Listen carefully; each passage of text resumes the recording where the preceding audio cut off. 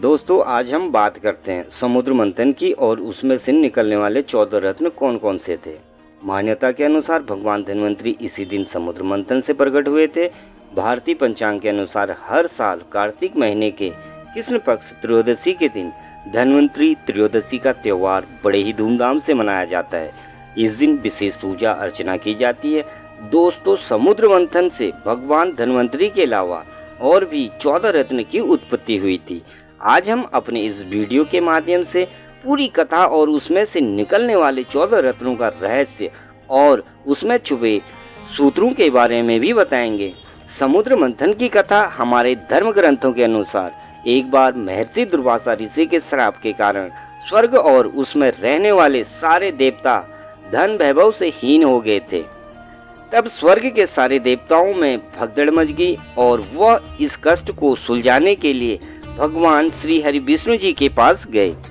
तब श्री हरि विष्णु जी ने स्वर्ग के सारे देवताओं को असुरों के साथ मिलकर समुद्र मंथन करने का उपाय बताया और उन्होंने यह भी बताया कि समुद्र मंथन से अमृत निकलेगा जिसे पीकर तुम सब देवता अमर हो जाओगे। यह बात देवताओं ने जाकर असुरों के राजा बलि को बताई। अमृत की बात सुनकर वह भी देवताओं के साथ मिलकर समुद्र मंथन करने के लिए तैयार हो गया। तब स्वर्ग के देवता और असुरों ने मिलकर समुद्र मंथन करना प्रारंभ किया। वासुकी नाग की डोरी बनाई गई और मंदराचल पर्वत की सहायता से समुद्र मंथन का काम शुरू हुआ, जिसमें से 14 रत्न निकले। बात करते हैं वो 14 रत्न कौन कौन से हैं। दोस्तों समुद्र मंथन में से सबसे पहले कालकूट नाम का विष निकला था। विष को देखकर सारे देवता और असुर काफी डर गए थे। तब संसार की रक्षा करने हेतु भगवान शिव ने उस भयंकर कालकूट विष को ग्रहण कर लिया। अगर हम सबको परमात्मा रूपी अमृत की इच्छा है तो सबसे पहले हम सबको अपने मन को मथना पड़ेगा।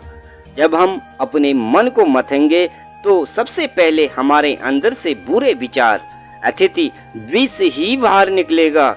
हम सभी को इन सभी बुरे विचारों को अपने भगवान को समर्पित कर देना चाहिए और इससे मुक्त हो जाना चाहिए। समुद्र मंथन करने में कामधेनु गौ दूसरे नंबर पर निकली। वह अग्निहोत्र यज्ञ की सामग्री उत्पन्न करने वाली गाय थी, इसलिए कामधेनु गाय को ऋषि मुनियों ने उसे ग्रहण कर लिया। दोस्तों कामधेनु प्रतीक है मन की निर्मलता का, क्योंकि किसी भी मनुष्य के अंदर से बुरे विचार निकल जाने पर उसका मन निर्मल हो जाता है। ऐसी स्थिति में उस इंसान को ईश्वर तक पहुंचना और भी आसान हो जाता है। तीसरे नंबर की बात करें तो समुद्र मंथन में उच्च सर्वा घोड़ा निकला जो सफेद रंग का था। इस घोड़े को असुरों के राजा बलि ने ग्रहण किया। लाइफ मैनेजमेंट की दृष्टि से देखें तो उच्च सर्वा घोड़ा मन की गति का प्रतीक है। दुनिया में मन की गति को ही सबसे अधिक मानी गई है। अगर आप अमृत रूपी भगवान की प्राप्ति करना चाहते हैं तो आपको अपने मन की गति पर विराम लगाना होगा, तभी आपको भगवान की प्राप्ति संभव हो पाएगी।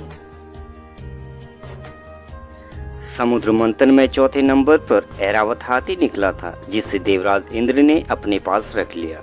दोस्तों ऐरावत हाथी बुद्धि का प्रतीक है और उसके 4 दांत लोभ, मोह, वासना और क्रोध का प्रतिनिधित्व करते हैं। दोस्तों शुद्ध व निर्मल बुद्धि से ही हम सब इन विकारों पर काबू रख सकते हैं और भगवान की प्राप्ति कर सकते हैं। 5वें नंबर की बात करें तो समुद्र मंथन में से कौस्तुभ मणि निकला था, जिसे श्री हरि विष्णु ने अपने हृदय पर धारण कर लिया। कौस्तुभ मणि शक्ति का प्रतीक है। जब आपके मन के सारे विकार निकल जाएंगे तब आपके मन में भक्ति ही शेष रह जाएगी। यही भक्ति हम सबके परमात्मा ग्रहण करेंगे। समुद्र मंथन के 6ठे नंबर की बात करें, सारी इच्छाओं को पूरा करने वाला कल्प वृक्ष निकला था, जिसे देवताओं ने स्वर्ग में स्थापित कर दिया।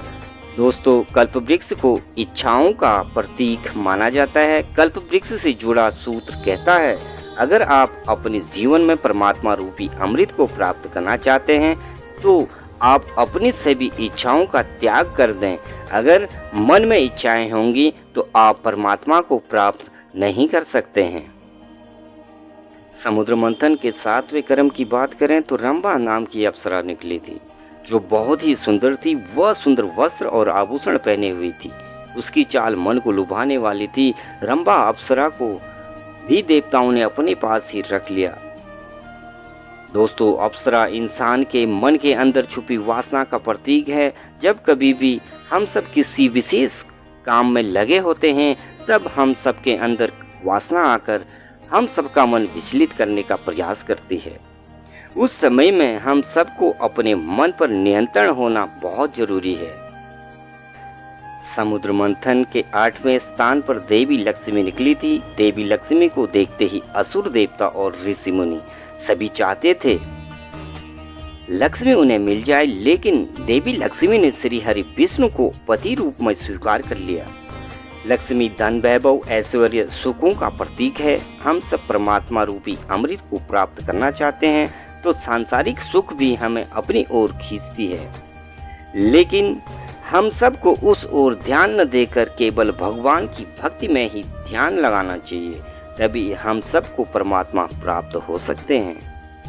समुद्र मंथन के 9वें नंबर की बात करें, वारुणी देवी निकली थी। सभी देवताओं की अनुमति से इसे असुरों ने ले लिया। वारुणी का अर्थ मदिरा यानी कि नशा होता है। यह भी एक बुराई है। दोस्तों, इंसान में नशा कैसा भी हो, संसार और समाज के लिए वह बुरा ही होता है। अगर हम सबको भगवान को पाना है तो सबसे पहले नशा छोड़ना होगा, तभी हम सबको परमात्मा की प्राप्ति और उनके साक्षात्कार संभव हो सकता है। 10वें नंबर की बात करें तो समुद्र मंथन में चंद्रमा निकला, जिसे भगवान शिव ने अपने मस्तिष्क पर धारण कर लिया। चंद्रमा को शीतलता का प्रतीक है। जब हम सबके मन से बुरे विचार, नशा, वासना, लालच आदि से मुक्त हो जाएगा, तब हम सबका मन चंद्रमा की तरह शीतल हो जाएगा। भगवान को पाने के लिए हम सबके पास ऐसे ही मन की आवश्यकता है। ऐसे ही मन वाले भक्तों को परमात्मा रूपी अमृत प्राप्त होता है। समुद्र मंथन के 11वें क्रम में पारिजात वृक्ष निकला। इसकी विशेषता यह थी कि इसे छूने से ही शरीर की सारी थकान मिट जाती थी। देवताओं ने इसे अपने पास रख लिया। समुद्र मंथन से पारिजात वृक्ष निकालने का अर्थ है किसी भी मनुष्य को सफलता प्राप्त होने से पहले मिलने वाली शांति की है। जब हम भगवान के निकट पहुंचते हैं तो हमारी सारी थकान मिट जाती है और हम सबके मन में शांति का एहसास होता है। समुद्र मंथन के 13वें नंबर की बात करें तो सबसे अंत में भगवान धन्वंतरी अपने हाथों में अमृत कलश लेकर निकलते थे। निरोगी तन व निर्मल मन का भगवान धन्वंतरी प्रतीक है। दोस्तों, जब हम सबका तन निरोग और मन निर्मल होगा, तभी हम सबको परमात्मा की प्राप्ति होगी। समुद्र मंथन में 14 नंबर पर सबसे अंतिम में अमृत निकला था। अगर हम मन, बुद्धि, चित्त और अहंकार इन सभी पर नियंत्रण करने में कामयाब रहे, तभी हम सबको अपने जीवन में परमात्मा की प्राप्ति हो पाएगी।